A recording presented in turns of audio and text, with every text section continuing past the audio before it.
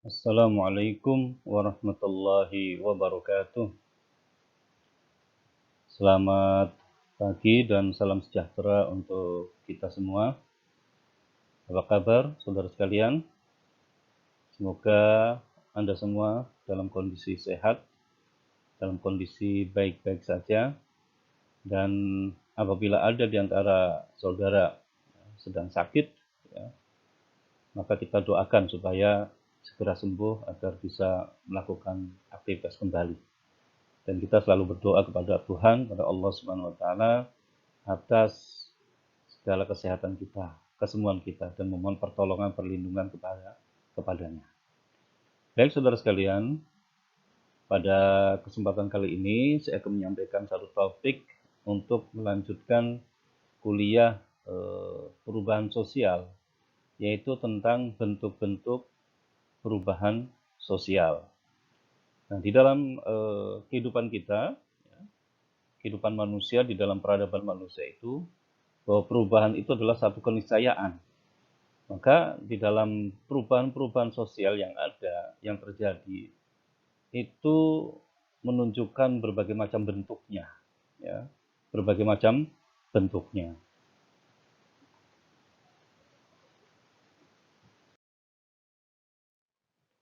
Nah, di antaranya saudara sekalian, ya, misalnya adanya bentuk perubahan evolusi, ya, kemudian revolusi, perubahan eh, sosial dalam bentuk dialektika atau perubahan sosial yang dipaksakan, ya, dan ada perubahan sosial yang memang dikendalikan ataupun terencana.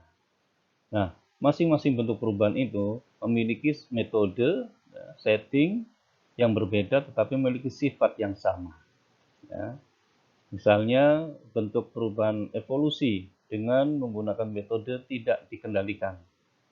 Dia berjalan natural apa adanya, ya, sifatnya perubahan fisik dan pikiran atau mindset melalui kekerasan dan tidak melalui kekerasan.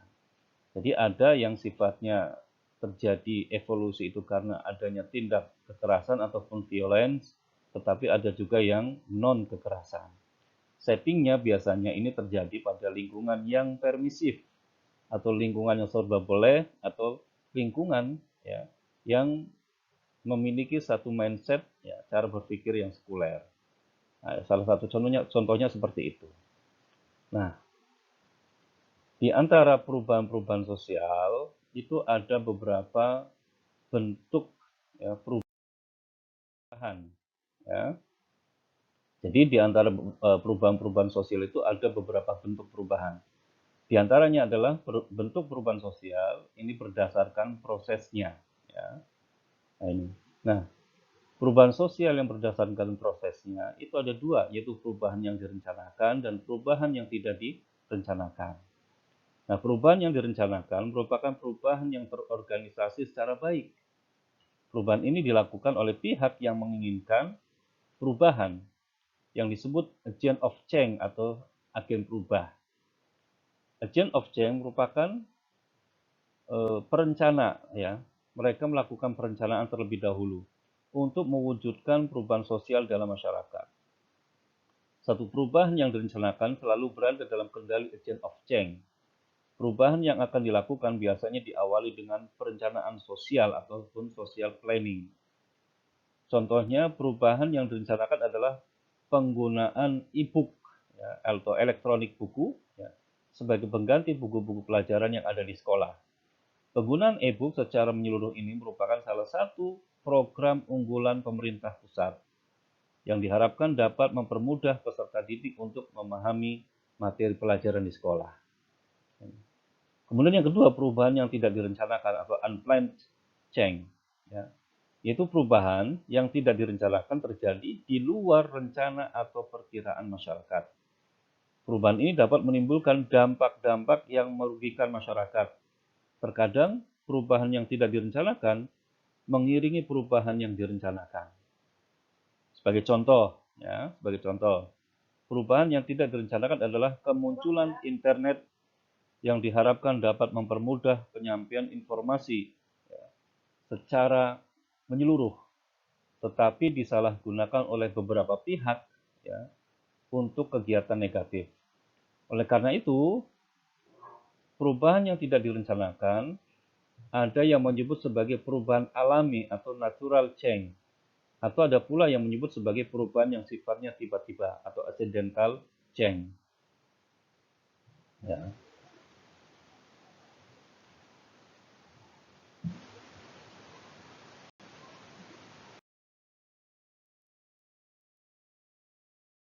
Nah, selanjutnya saudara sekalian, ya, ada bentuk perubahan sosial berdasarkan waktunya, yaitu perubahan secara cepat ya atau revolution, ya. Yang kedua perubahan secara lambat atau evolution. Nah, perubahan secara cepat yaitu perubahan yang disebut dengan revolusi, ya, yaitu perubahan sosial yang terjadi dalam waktu singkat, cepat, dan mendasar. Disebut sebagai perubahan secara cepat dan mendasar karena perubahan ini tentunya menyangkut hal-hal yang berkaitan dengan peranata sosial yang sulit diubah. Secara sosiologis, sebuah perubahan dikatakan revolusi apabila ada keinginan umum dalam masyarakat, ada pemimpin, ada tujuan yang ingin dicapai, serta momentum atau waktu yang tepat. Yang kedua itu perubahan secara lambat atau evolusi. Perubahan secara lambat disebut evolusi. Evolusi adalah perubahan yang berlangsung lama dan sering tanpa perencanaan. Perubahan ini mampu timbul dengan penyesuaian-penyesuaian panjang yang dilakukan oleh masyarakat secara bertahap, secara alami. Ya. Nah,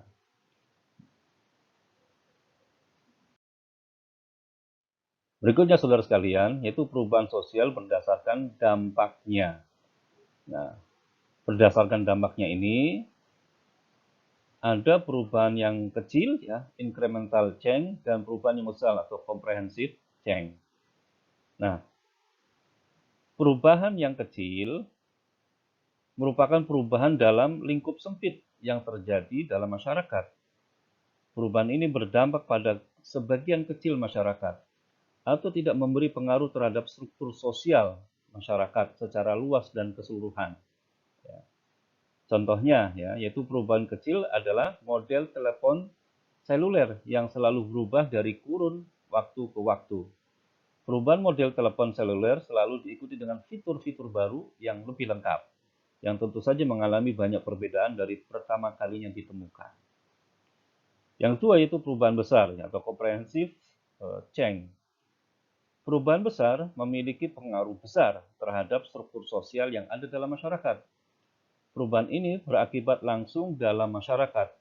Contohnya, ya, yaitu perubahan besar. Ya, contohnya perubahan besar adalah perkembangan modernisasi yang mengakibatkan perubahan pada lembaga keluarga. Fungsi-fungsi sosialisasi dalam keluarga tidak dapat dipenuhi oleh kedua orang tua akibat sibuk bekerja. Akibatnya, anak-anak kurang mendapat perhatian dan kasih sayang orang tua.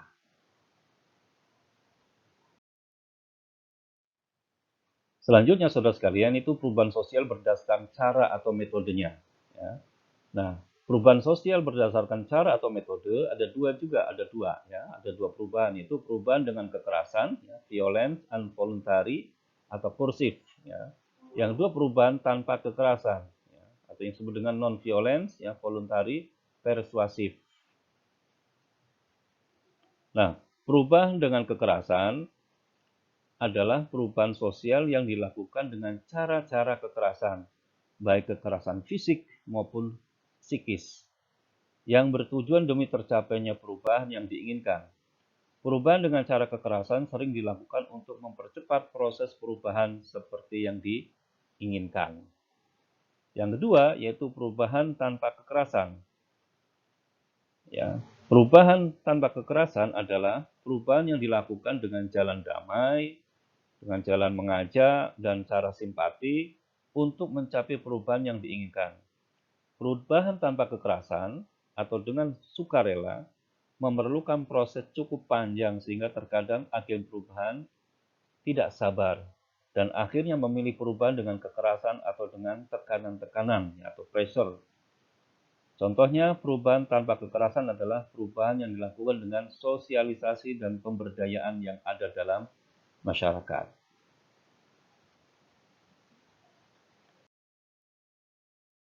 Nah, berikutnya saudara sekalian, yaitu perubahan sosial berdasarkan sifat perubahannya.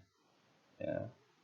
Berdasarkan sifat perubahannya, perubahan sosial secara garis besar dapat dibedakan ya menjadi dua, yaitu perubahan struktural dan perubahan fungsional ataupun kultural.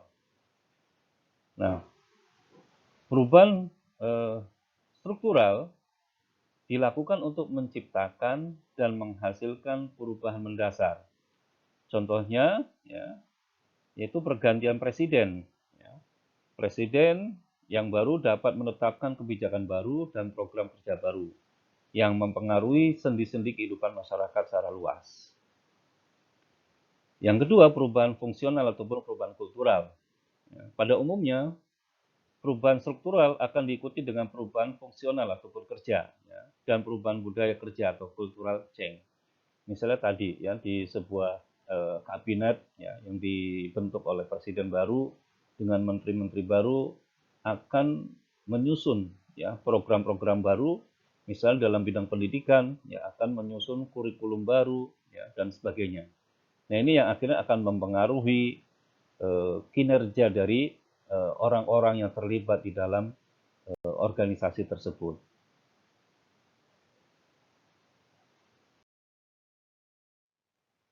Berikutnya saudara sekalian, yaitu perubahan sosial bertujuan penyempurnaan amandemen. Ya. Nah, perubahan untuk tujuan penyempurnaan salah satunya adalah perubahan proses ya, atau yang mendasar. Perubahan proses atau seringkali disebut dengan perubahan tidak mendasar. Ya. Maaf, tadi seharusnya perubahan yang tidak mendasar ya. Ya, merupakan perubahan yang sifatnya penyempurnaan untuk mengatasi keadaan tertentu. Artinya, perubahan tersebut hanya menyempurnakan perubahan yang sebelumnya sudah ada. Contoh perubahan proses adalah perubahan sistem seleksi penerimaan calon pegawai negeri sipil. Perubahan sistem seleksi penerimaan calon pegawai negeri sipil adalah menyempurnakan kekurangan-kekurangan yang terdapat dalam sistem seleksi penerimaan calon pegawai negeri sipil sebelumnya. Termasuk mungkin juga aturan ya, tentang pemilu. Setiap 5 tahun sekali ketika akan diadakan pemilu, biasanya akan terjadi perubahan-perubahan aturannya ataupun undang-undangnya. Atau bahkan Undang-Undang Dasar 1945 itu juga pernah mengalami beberapa kali penyempurnaan atau amandemen. Salah satunya di dalam Undang-Undang Dasar 45 sebelumnya, jadi di era Orde Baru, itu secara tidak jelas menyantumkan tentang bab ya, tentang hak asasi manusia. Hanya terdapat pasal-pasalnya saja. Sekarang ini hak asasi manusia ada pada bab tersendiri.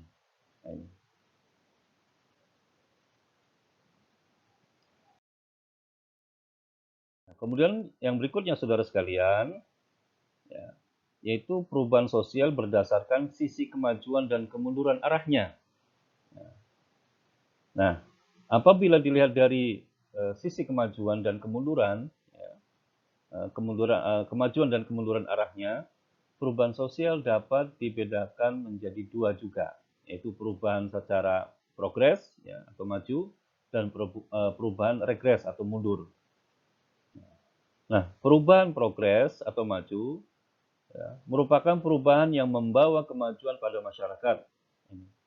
Perubahan progres cenderung merupakan perubahan yang dikehendaki atau diharapkan oleh masyarakat. Sebagai contoh, perubahan sosial progres adalah tentang gender. Adanya kesamaan hak serta kewajiban antara laki-laki dan perempuan, serta hilangnya stereotip jenis kelamin tertentu berdasarkan budaya merupakan contoh perubahan yang membawa pada kemajuan. Atau misalnya kalau kita merujuk pada tentang hak perolehan waris dalam hukum Islam misalnya, ya, pada zaman jahiliyah perempuan itu tidak punya hak untuk mendapatkan waris. Tetapi ketika kemudian Islam datang, maka kemudian perempuan mendapatkan hak waris walaupun hanya mendapatkan separuh dari hak yang didapatkan anak laki-laki. Yang kedua yaitu perubahan regres atau mundur. Nah, apabila suatu perubahan ternyata tidak menguntungkan bagi masyarakat, maka niscaya perubahan tersebut dianggap kemunduran. Perubahan sosial yang dianggap kemunduran bagi masyarakat disebut dengan perubahan sosial regres.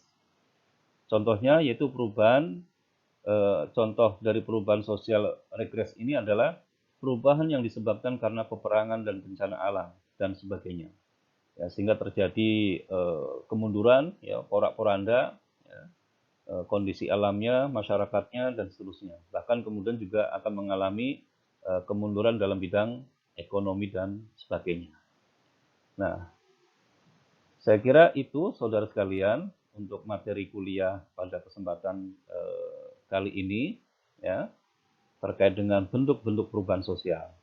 Berikutnya, saudara sekalian, ada tugas dari saya kepada Anda semua, yaitu pertama, silakan dicermati betul, ya, tentang bentuk-bentuk perubahan sosial yang ada pada video ini. Yang kedua, saudara semua ditugaskan untuk memberikan penjelasan lebih dalam lagi terkait dengan bentuk-bentuk perubahan sosial yang sudah saya sampaikan. Yang kedua, memberikan contoh-contohnya. Ya.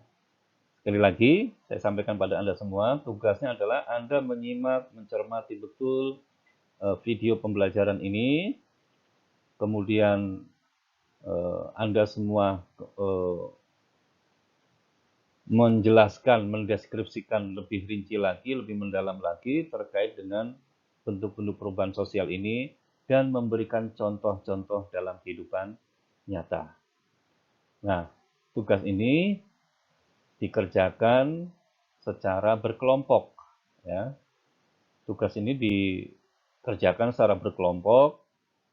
Silakan masing-masing kelompok antara 4 sampai 5 mahasiswa kemudian berdiskusi, ya, berdiskusi bersama. Silakan bisa menggunakan WA atau bisa menggunakan media sosial yang lain. Nah, kemudian tugas ini Anda kumpulkan sebelum jam kuliah kita selesai, yaitu sampai jam 9:10. Ya, diselesaikan, dikerjakan, diketik yang baik, diketik yang bagus menggunakan Word, ya, Microsoft Word, kemudian dikumpulkan kepada masing-masing koordinator kelas. Yang mahasiswa kelas A dikumpulkan ke koordinator kelas A, sedangkan untuk kelas B, ya, tugas-tugasnya dikumpulkan kepada koordinator mata kuliah kelas B. Nah, semoga apa yang tadi saya sampaikan bisa Anda pahami dengan baik, termasuk juga tugas-tugasnya.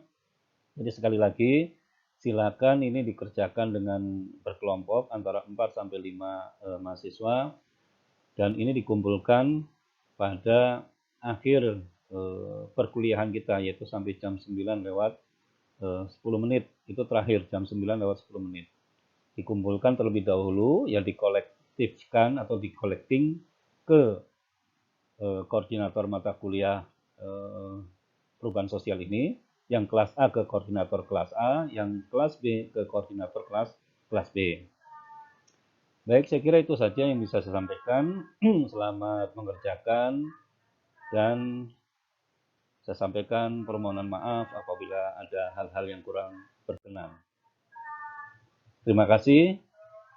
Salam sejahtera untuk kita semua. Selamat pagi. Wassalamualaikum warahmatullahi wabarakatuh.